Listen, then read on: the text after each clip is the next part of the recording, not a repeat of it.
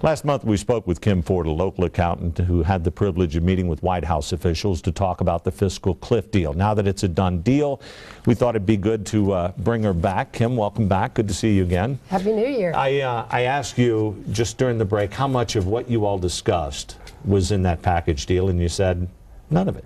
Well, and there were some things that were there, but the overall thought when we were there just less than a month ago was that there was going to be a true compromise on both sides, and that there were going to be some spending cuts that were truly in the bill. And really, it was all just about taxes and the tax cuts. They just again kicked this thing down the road. We haven't seen any cuts. There were $41 of new taxes for every dollar worth of cuts.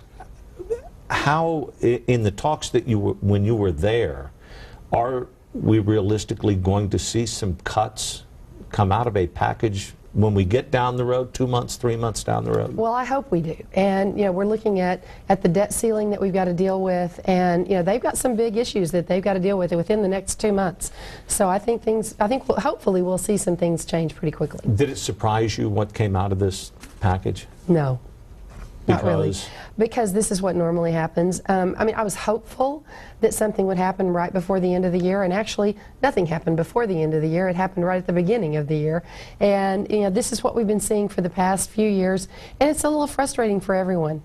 Have you had any contact? I'm sure you spoke with the woman who got you involved, who recommended you go along on this trip to D.C. Have you had any contact with anyone from D.C. since you were up there, since this deal was reached? We have. We've gotten a lot of news information and press releases and things of that sort, and had an opportunity to be on a call that I couldn't make. But they are reaching out, and they do want to keep the dialogue going. So, it's a little bit more of the administration propaganda than a two-way street as it was when we were there. Did you make any recommendations, suggestions? Well, I did when we were there, but it was more about the entrepreneurial spirit here in Texas, and how small businesses were feeling that they were being put upon more and more and more. And here we are, and we did get some relief for some small businesses in the new act.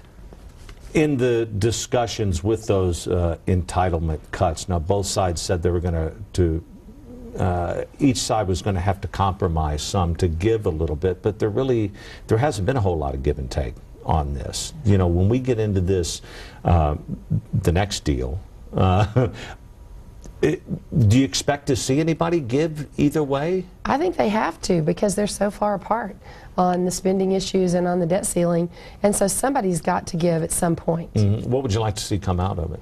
Well, I would love to see some more permanence. We've still got a few things that were in this tax act that are not permanent. They just kick the can down the road to the end of 2013, and then some true spending cuts that really are going to put this country on the right track for the future. But they're not talking spending cuts. I think Republicans, had said all along, look, we're going to hold fast to this deal. We have to cut spending along with raising taxes on this. The Democrats, the president in particular, said $250,000 and up. They would see the taxes increase.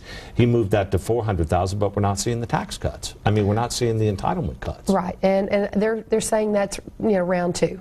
So we'll just watch and see. The debt ceiling limit comes up in a couple of months. The president has said that he wants that a 2-year deal instead of every year now, the way it is. Mm-hmm. Was that discussed at all during the time you were there, or on this phone call you were on the other day? The time frame was not discussed, but I think that the overall hope for everyone is that we get some sort of permanence to all the tax policies. I want to know what went on in the phone call. They said, obviously the call you couldn't make. Right, and I'm not sure what happened on the phone call, but I believe it was really more of a report, not a dialogue, like it was when we were in Washington. Yeah, is there any kind of emailing or anything, or? I'm sure that there will be some more, and now that this has gone this far. The discussions you've had with the woman who got you involved, what do you all talk about now? Well, it's still frustrating. And we still want to see more, and especially for our small business clients. And what we're telling our clients as a CPA firm is to truly pay attention to the new law, because there are some interesting things that people can do, especially small businesses, for 2013. Give me an example, like what? Well, the depreciation deduction has been expanded for 2013, and it might be extended for 2014. But here's what we know: for 2013, you can make some good capital investments and get some good tax breaks, and so that needs to be looked at. Another thing that needs to be looked at is people that are over 70. If they want to make charitable contributions directly from their IRAs, they need to go see their tax advisors between now and the end of this month. But unless they have a bunch of money, they're probably not filing taxes after 70 anyway. Well, there's a lot of people that are. Yeah. Thanks, Kim. Good to see you. And we might bring you back on when they get into this debt ceiling thing, especially if you have any more contact with them. Absolutely. I'd love to come back. Good to see you.